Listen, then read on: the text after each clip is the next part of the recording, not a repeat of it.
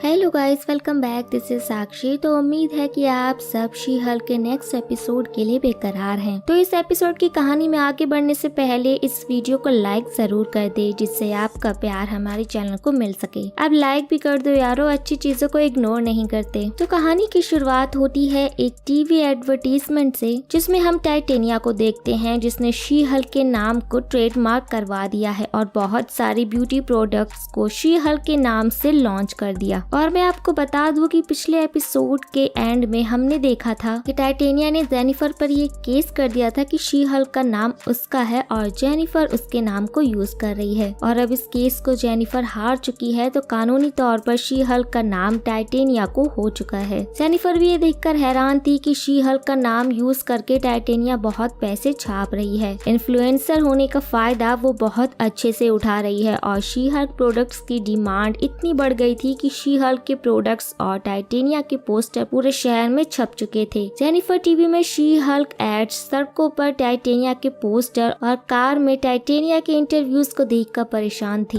वहीं पर घर पर उसका जीनियस भाई चैड आता है। आपको तो ये जीनियस इंसान याद ही होगा जो एक शॉप का मैनेजर भी है, और वो यहाँ पर जेनिफर से शी हल्क के प्रोडक्ट पर उसका ऑटोग्राफ लेने आया है, जिससे उसकी शॉप की सेल्स और बढ़ जाएगी। पर जेनी उसे समझा देती है कि शी हल्क का नाम टाइटेनिया ने ट्रेडमार्क करवा रखा है। तो ये मंदबुद्धि चैड भी जेनी को ज्ञान देकर चला जाता है कि वो इतनी बड़ी वकील है, तो उसे ये ख्याल क्यों नहीं आया कि उसे शी हल्क का नाम ट्रेडमार्क करवा लेना चाहिए था। पहले तो जेनी शी हल्क के नाम से चिढ़ती थी, पर अब शी हल्क का नाम खो देने पर उसे ये एहसास होने लगता है कि शी हल्क नाम उसका है, थैंक्स टू टाइटेनिया। वहीं पर टाइटेनिया अपने शी हल्क के प्रोडक्ट से इतने पैसे बना रही थी कि अब शी हल्क एक ब्रांड बन चुका था और शी हल्क के नाम से उसने शहर में कई सारे शोरूम्स भी खोले हैं, और उन्हीं शोरूम्स में से एक में वो आज अपने फैंस से मिलकर खरीदे गए प्रोडक्ट्स पर ऑटोग्राफ दे रही है। मार्केटिंग लेवल देख रहे हैं दोस्तों। वेल, तो जेनी और निकी भी यहाँ पर पहुँच गए थे टाइटेनिया को ये समझाने के लिए कि वो शी हल्क का नाम यूज ना करे, पर टाइटेनिया उन दोनों को झाड़ देती है क्योंकि वो जेनी से कोर्ट में जीत चुकी है और अब ऑफिशियली शी हल्क नाम उसका है। और तो और वो जेनी से फोटो भी क्लिक करवाती है कि वो अब शी हल्क है। टाइटेनिया से बेइज्जती करवा कर दोनों ऑफिस आ जाती हैं। वैसे शी हल्क ने अभी टाइटेनिया की ब्यूटी प्रोडक्ट्स का पेज खोला हुआ है और खुद के मन की शांति के लिए वो निकी को समझा रही है कि अब उसे फर्क नहीं पड़ता कि टाइटेनिया ने उसका नाम चुराया है, क्योंकि शी हल्क नाम उसे शुरू से पसंद नहीं था। वो तो लोग बस उसे शी हल्क नाम से बुलाने लगे थे। पर असल में ये आपको, मुझे और निकी को भी पता है कि जेनी को फर्क पड़ रहा है, क्योंकि कोई छपरी उसके नाम का यूज करके अपने प्रोडक्ट्स बेच रही है। वैसे शी हल्क होने पर जेनी को फायदा तो होता है। शी हल्क की वजह से उसके पास जॉब है, कमाल के बाल हैं, साथ ही में पीने के बाद उसे हैंगओवर भी नहीं होता, और तो और वो रात को 12 बजे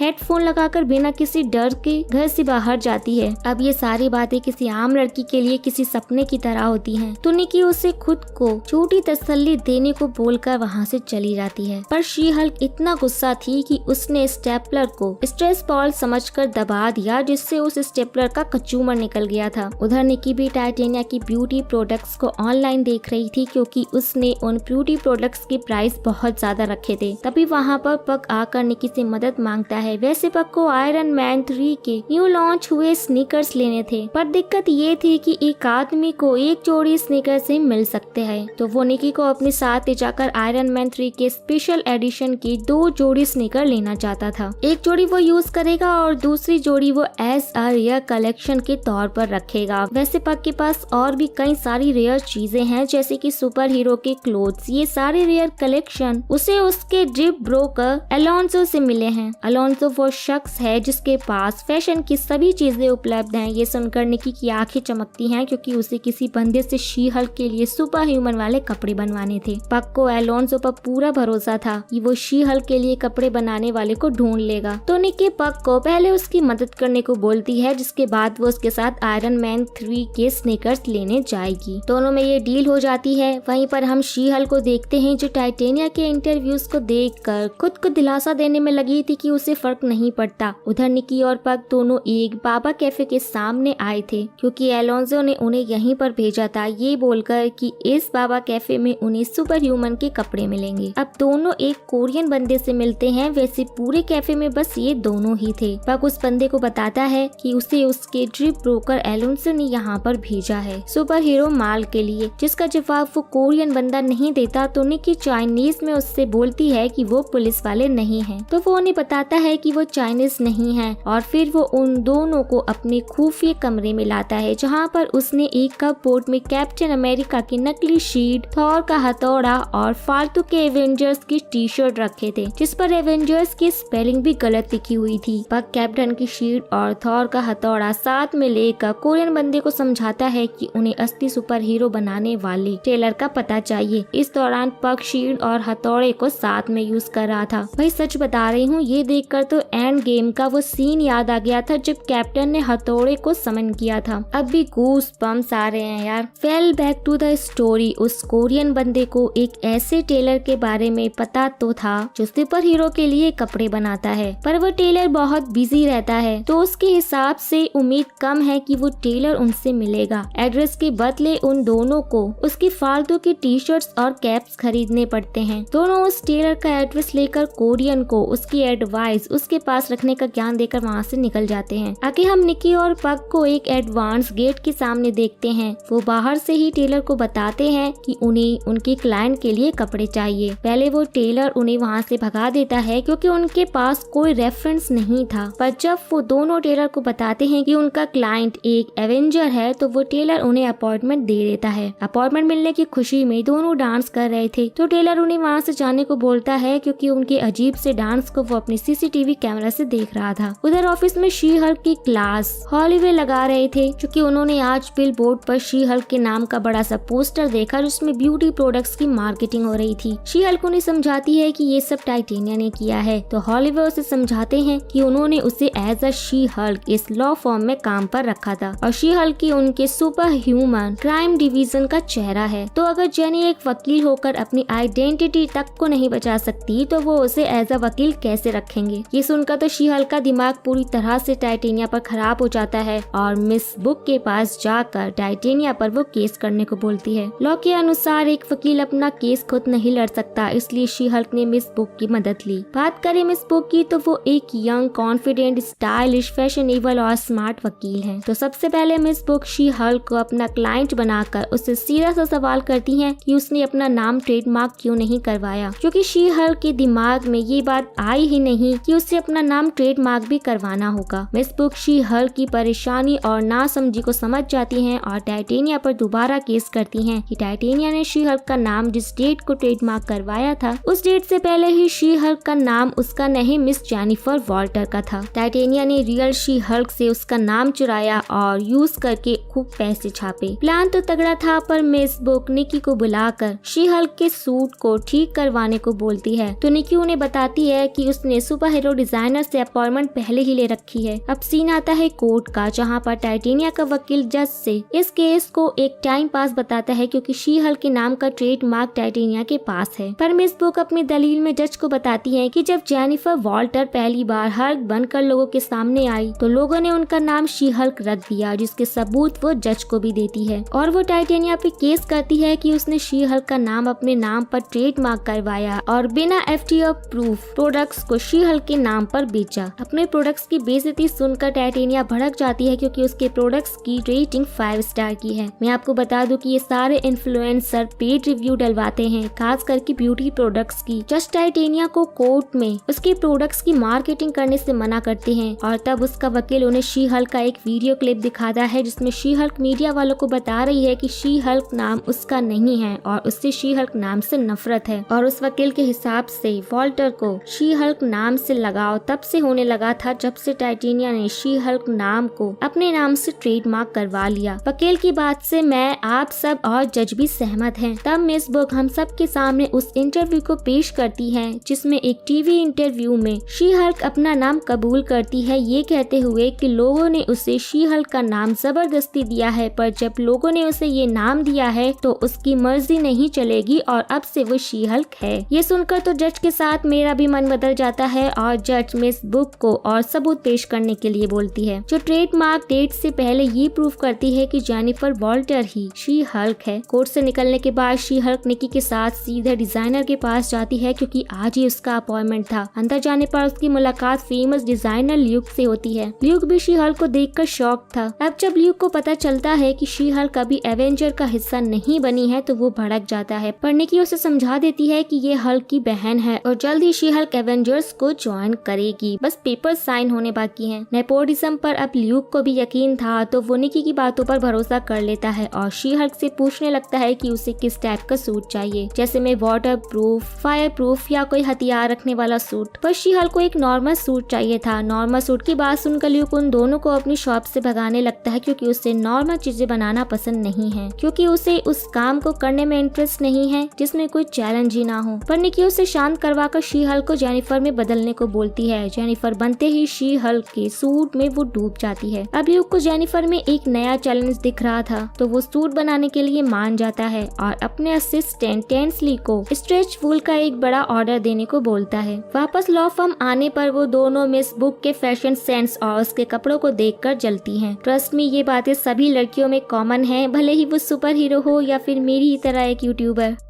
तभी उन्हें मिस बुक के पास वही चोमू मिलता है जो कि शी हल्क को डेट वाली रात में मिला था, जहां वो शी हल्क को ये बात बताकर बोर कर रहा था कि उसका वो कितना बड़ा फैन है। वैसे इस चोमू का नाम टोड है और ये मिस बुक का सबसे बड़ा क्लाइंट है। टोड शी हल्क को वापस से ड्रिंक पर चलने को बोलता है तो शी हल्क उसे हाँ बोल देती है। पैसे का चक्कर भाई लोग। अब बाहर पार्क में फ्रूट सैलेड खाते हुए दोनों सहेलियां ये डिस्कस कर रही थी कि कैसे शी हल्क ने एक ही रात में बहुत सारे नमूनों को डेट किया। इन्हीं बातों के दौरान जेनी को चमकता है कि ट्रेडमार्क की डेट के पहले ही उसने डेटिंग ऐप पर शी हल्क के नाम से प्रोफाइल बनाई थी और बहुत सारे नमूनों से एज अ शी हल्क बनकर मिली थी। ये बातें कोर्ट में सबूत के तौर पर यूज किए जा सकते हैं, बस उन्हें सभी नमूनों को कोर्ट में लाकर उनसे गवाही दिलवानी होगी। अगले दिन कोर्ट में मिस बुक जज को बताती हैं कि ट्रेडमार्क की डेट से पहले वॉल्टर ने शी हल्क के नाम को अपना लिया था और उसने डेटिंग ऐप पर अपनी प्रोफाइल भी बनाई। नाम और फोटो दोनों शी हल्क के हैं। सबूत के तौर पर उन सभी नमूनों को कोर्ट में बुलाया जाता है जिन्होंने शी हल्क को पहले डेट किया था। पहला बंदा गवाही देता है कि शी हल्क की डुअल पर्सनैलिटी को देखकर उसने शी हल्क को रिजेक्ट कर दिया था क्योंकि उसे नॉर्मल लड़की चाहिए थी। वहीं दूसरा बंदा जो कि राइटर था वो भी अपनी गवाही में शी हल्क की बेइज्जती करता है, पर वो ये मानता है कि उस रात वॉल्टर खुद को शी हल्क के नाम से ही इंट्रोड्यूस कर रही थी। टॉड भी ये मानता है कि शी हल्क ने अपने नाम को अपना लिया था और एंड में वो बंदा जिसने शी हल्क के साथ हुकअप किया था तो वो बताता है कि शी हल्क की वजह से वो उस रात उसके साथ था। अगर शी हल्क की जगह जेनिफर रहती तो वो कभी भी उसके साथ नहीं होता। सारे गवाहों से शी हल्क की बेइज्जती सुनने के बाद जज फैसला मिस बुक के पक्ष में करती है और टाइटेनिया के सभी शी हल्क के प्रोडक्ट्स पर बैन लगा दिया जाता है। छपरी इन्फ्लुएंसर की बैंड शी हल्क ने एक बार और बजा दी। सभी इन्फ्लुएंसर की तरह टाइटेनिया भी शी हल्क से मिलकर उसे बोलती है कि वो उसे बाद में देख लेगी, पर इन्फ्लुएंसर का ये बाद वाला वक्त सिर्फ फील में ही आता है, रियल में नहीं। कोर्ट के बाहर मिस बुक जेनिफर को सलाह देती है कि अंदर उन सभी लोगों ने भले ही उसकी बुराई की हो पर उसे उन सबसे अच्छा लाइफ पार्टनर मिलेगा। अब लगता है कि मानो मिस बुक और शी हल्क में दोस्ती हो गई हो। और आगे हम मिस बुक और जेनिफर को बार में देखते हैं जहाँ पर दोनों इस बात पर हंस रहे थे कि शी हल्क के पास सुपर पावर्स हैं, फिर भी उसे लूजर की मदद लेनी पड़ रही है। ड्रिंक के बाद मिस बुक जेनिफर को ढंग के कपड़े पहनने की एडवाइस दोबारा देती है। तब उसे याद आता है कि आज उसका सूट मिलने वाला है। तो आगे हम शी हल्क को ल्यूक की शॉप में देखते हैं जहाँ पर ल्यूक उसे उसका सूट ट्राई करने को बोलता है जो शी हल्क को बहुत पसंद आता है। साथ में उसे एक और सुपर हीरो कॉस्ट्यूम ट्राई करने को देता है जिसे पाकर शी हल्क शॉक थी। लेकिन अफसोस की बात यह है कि हमें शी हल्क के नए सूट के दर्शन नहीं होते। पर वहीं पर ल्यूक के शॉप में हम एक डिब्बे में डेयरडेविल का मास्क एक बॉक्स में देखते हैं और कोने में वॉन्ग का जैकेट भी था। तो गाइस फाइनली इस शो में डेयरडेविल से कुछ रिलेटेड दिखा और यहीं पर यह एपिसोड एंड हो जाता है और इस एपिसोड में कोई भी एंड क्रेडिट सीन नहीं है। तो इस वीडियो को लाइक करने की बात आप मुझे कमेंट में बताएं कि मार्वल वाले कब तक हमारे पेशेंस का टेस्ट लेंगे। डेयरडेविल के आने का इंतजार जारी रहेगा। तब तक के लिए दोस्तों आप हमारे वीडियोस को एंजॉय करें। हमें कमेंट करके बताएं कि आपको वीडियो कैसा लगा। लाइक एंड चैनल को सब्सक्राइब करना बिल्कुल भी ना भूले और अब मिलते हैं नेक्स्ट वीडियो में। तब तक के लिए take care and tata bye bye.